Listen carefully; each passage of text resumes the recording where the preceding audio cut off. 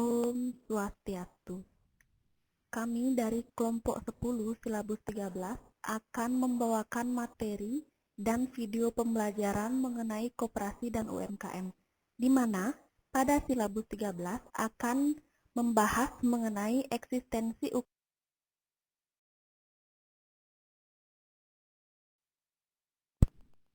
dengan dosen pengampu yaitu Nimade Satya Utami SEMM.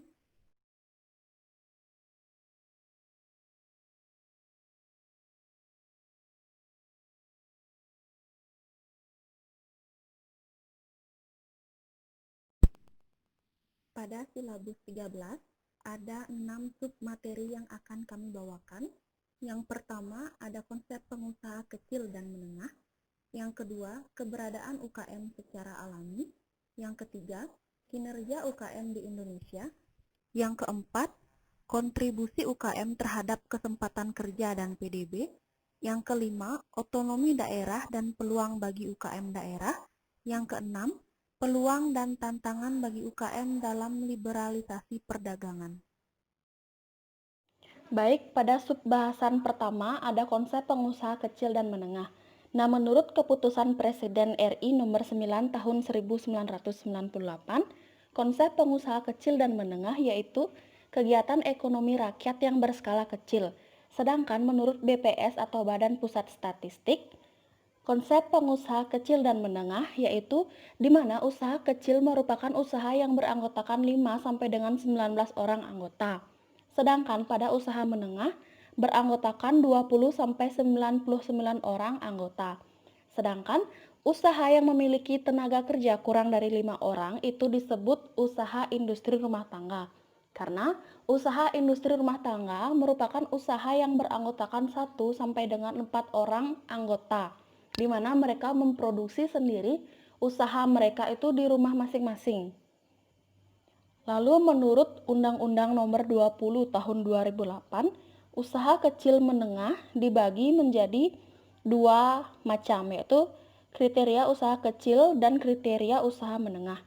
Nah, pada kriteria usaha kecil, kekayaan bersih lebih dari 500 juta rupiah sampai dengan paling banyak 500 juta rupiah dan memiliki hasil penjualan tahunan lebih dari 300 juta rupiah sampai dengan paling banyak 2 miliar 500 juta rupiah. Sedangkan untuk kriteria usaha menengah yaitu memiliki kekayaan bersih lebih dari 500 juta rupiah sampai dengan paling banyak 10 miliar rupiah dan memiliki hasil penjualan tahunan lebih dari 2 miliar 500 juta rupiah sampai dengan paling banyak 50 miliar rupiah. Lalu bagaimanakah ciri-ciri usaha kecil? Nah, yang pertama, ciri-ciri usaha kecil, jenis barang yang dijual itu masih bersifat tetap, lokasi usahanya tetap, administrasi keuangannya masih bersifat sederhana, sudah memiliki izin usaha dan legalitas untuk usahanya, dan belum dapat membuat bisnis planning dengan baik. Nah, berikut ini ada contoh-contoh dari usaha kecil. Pada gambar pertama ada contoh peternakan ayam, pada gambar yang kedua ada pengrajin kayu, dan pada gambar yang ketiga ada pedagang sayuran dan bahan makanan pokok di pasar. Ciri-ciri usaha menengah. Ciri-ciri usaha menengah yang pertama, manajemen organisasi dan pembagian tugas pada ciri-ciri usaha menengah itu sudah jelas. Lalu memiliki manajemen keuangan yang teratur, telah melakukan aturan atau pengelolaan dan organisasi perburuhan, sudah memiliki segala persyaratan legalitas antara lain izin tetangga, izin usaha, izin tempat, dan NPWP, dan telah memiliki sumber daya manusia yang terlatih dan terdidik. Nah, berikut ini ada contoh-contoh dari usaha menengah. Yang pertama ada pertambangan pasir. Gambar yang kedua ada garmen pakaian, dan gambar yang ketiga ada pabrik pembuatan kue. Baik, pada subbahasan pertama ada konsep pengusaha kecil dan menengah. Nah, konsep pengusaha kecil dan menengah menurut keputusan Presiden RI nomor 9 tahun 1998, yaitu kegiatan ekonomi rakyat yang berskala kecil. Sedangkan menurut BPS atau Badan Pusat Statistik, usaha kecil adalah usaha yang beranggotakan 5 sampai dengan 19 orang anggota, dan usaha menengah merupakan usaha yang beranggotakan 20 sampai dengan 99 orang anggota. Sedangkan pada usaha yang memiliki tenaga kerja kurang dari 5 orang disebut usaha industri rumah tangga. Nah, usaha industri rumah tangga ini beranggotakan 1 sampai dengan 4 orang anggota, di mana produksi pada industri rumah tangga ini dikerjakan di rumah masing-masing. Menurut Undang-Undang Nomor 20 Tahun 2008, pengertian usaha kecil dan menengah dapat dibagi dalam 2 kriteria, yaitu pada kriteria usaha kecil, kekayaan bersih lebih dari 50 juta rupiah sampai dengan paling banyak 500 juta rupiah, dan memiliki hasil penjualan tahunan lebih dari 300 juta rupiah sampai dengan paling banyak 2 miliar 500 juta rupiah. Nah, untuk kriteria usaha menengah, yaitu kekayaan bersih lebih dari 500 juta rupiah sampai dengan paling banyak 10 miliar rupiah dan memiliki hasil penjualan tahunan lebih dari 2 miliar 500 juta rupiah sampai dengan paling banyak 50 miliar rupiah.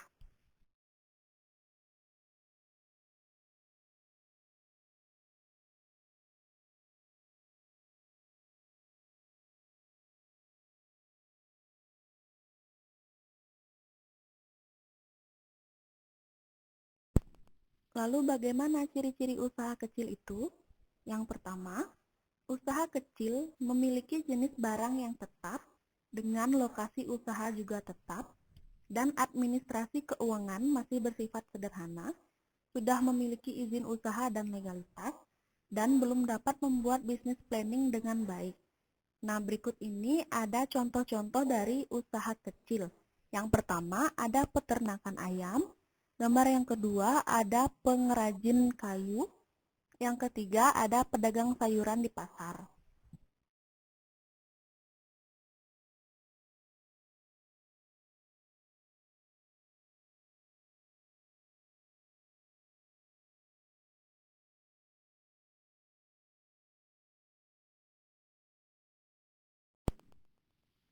Ciri-ciri usaha menengah yaitu sudah memiliki organisasi dan pembagian tugas yang jelas, sudah memiliki manajemen keuangan yang teratur, telah melakukan aturan atau pengelolaan dan organisasi perburuhan, sudah memiliki segala persyaratan legalitas, antara lain izin tetangga, yaitu izin yang dikeluarkan oleh tetangga di sekitar tempat usaha yang kita dirikan.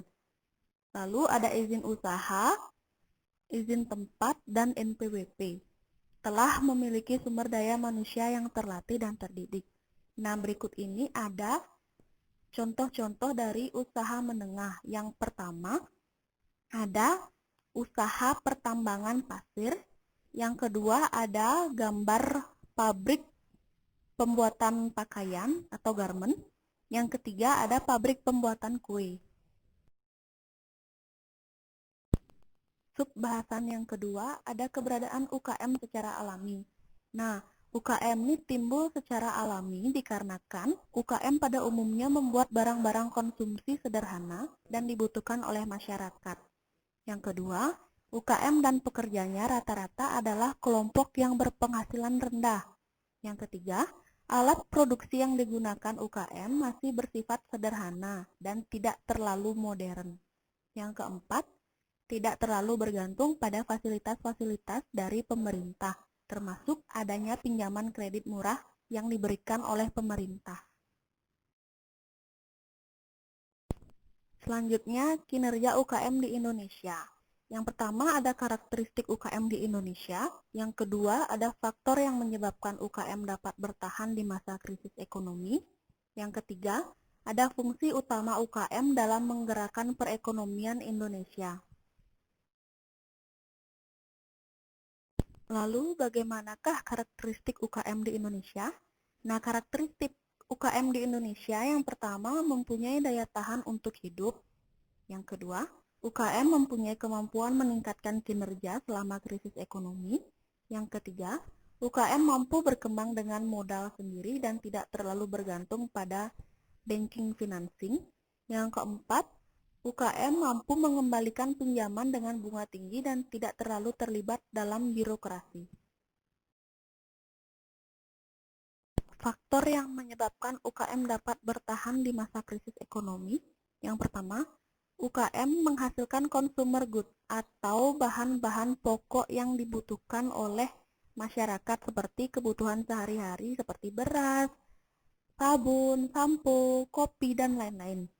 Lalu yang kedua, aspek pendanaan usaha pada non-banking financing. Nah, pada UKM ini tidak terlalu terlibat pada pinjaman yang berurusan dengan bank. Namun, pada UKM pendanaan usahanya masih bergantung pada koperasi yang ada di desa atau di kota-kota. Yang ketiga, spesialisasi produk yang ketat. Yang keempat, terbentuknya UKM baru karena banyaknya PHK atau adanya pemutusan hubungan kerja. Lalu fungsi utama UKM dalam menggerakkan perekonomian Indonesia ada 3. Yang pertama, UKM sebagai penyedia lapangan kerja, khususnya saja bagi sektor-sektor formal di mana karyawannya banyak yang terkena PHK. Yang kedua, pembentuk produk domestik bruto atau PDB nasional. Yang ketiga, UKM sebagai penghasil devisa negara melalui kegiatan ekspor yang dilakukan oleh UKM itu sendiri. Baik, di sini saya akan melanjutkan kontribusi UKM terhadap kesempatan kerja dan PDB. Ya, sektor usaha kecil dan menengah telah mampu memberikan kontribusi besar dalam perekonomian nasional. Dapat kita amati pertumbuhan UKM di Indonesia dalam 3 tahun terakhir ini. Nah, data yang kami ambil melalui Badan Pusat Statistik yang bisa teman-teman unduh pada www.bps.go.id. Dalam 3 tahun terakhir, yakni tahun 2016, 2017, dan 2018, pertumbuhan UKM terus mengalami peningkatan, di mana setiap tahunnya mengalami peningkatan rata-rata hampir sebanyak 3%. Dalam grafik yang kami sajikan, jumlah usaha kecil terdapat pada grafik warna biru dan usaha menengah pada grafik warna merah muda. Selain itu, UKM Indonesia juga mampu menyerap jutaan tenaga kerja. Teman-teman dapat lihat pada grafik yang sudah kami sajikan berdasarkan data dari BPS tahun 2020. Dan jumlahnya pun selalu meningkat hampir setiap tahunnya. Ini artinya UKM Indonesia mampu meningkatkan perekonomian nasional. Kemudian, besaran PDB atau produk domestik bruto yang disumbangkan oleh UKM Indonesia dalam 3 tahun terakhir mengalami peningkatan sebesar rata-rata hampir 9% setiap tahunnya, di mana pada tahun 2016 UKM menyumbangkan PDB sebanyak hampir 2,7 miliar, sedangkan tahun 2017 UKM Indonesia mampu menyumbangkan PDB sebesar 2,9 miliar dan di tahun 2018 UKM Indonesia kembali mengalami peningkatan dalam penyumbangan PDB sebanyak hampir 3,2 miliar.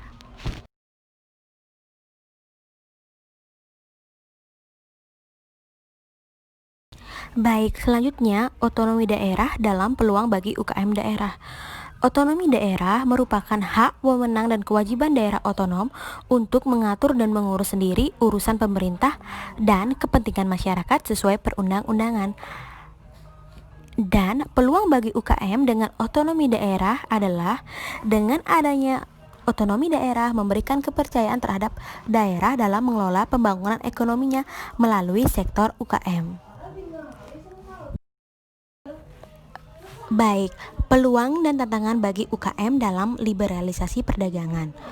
Peluang UKM dalam liberalisasi perdagangan adalah produk-produk UKM bisa memasuki pasar global dengan strategi, marketing, dan tentunya dengan kemudahan teknologi saat ini.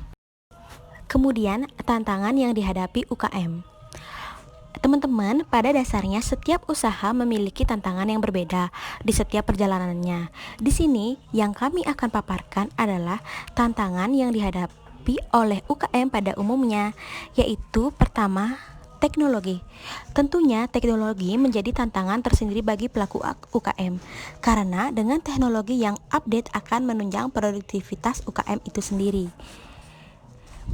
Nah, kedua ada keahlian tenaga kerja. Tantangan selanjutnya ada pada keahlian tenaga kerja. Rendahnya keahlian tenaga kerja akan berpengaruh negatif terhadap konsistensi UKM itu sendiri. Kemudian yang ketiga, modal. Tentu saja modal merupakan tantangan yang selalu dihadapi oleh setiap usaha. Kenapa? Karena untuk memulai suatu usaha itu harus ada modalnya, dan usaha akan bergantung pada besar kecilnya modal yang kita punya. Nah, yang keempat yaitu pengetahuan. Faktor pengetahuan yang menjadi tantangan UKM yaitu pengetahuan pemasaran yang kurang memadai, sehingga akan menghambat perkembangan UKM di Indonesia. Pengetahuan tentang teknologi, pengetahuan tentang keahlian tenaga kerja, serta modal juga akan mempengaruhi usaha kecil menengah itu sendiri. Baik, terima kasih teman-teman untuk perhatiannya. Jadi dapat kami simpulkan, UKM adalah jenis bisnis yang dijalankan dengan skala kecil dan menengah, serta bukan merupakan anak atau cabang perusahaan manapun, dengan pemasukan minimal 300 hingga 500 juta, dengan jumlah karyawan kurang dari 100 orang. Perekonomian suatu negara sangat bergantung dengan usaha yang dilakukan oleh warganya, dan beberapa pengusaha memulai dengan modal kecil atau menengah serta dibantu oleh pemerintah agar berkembang pesat sehingga mampu berkontribusi bagi ekonomi nasional.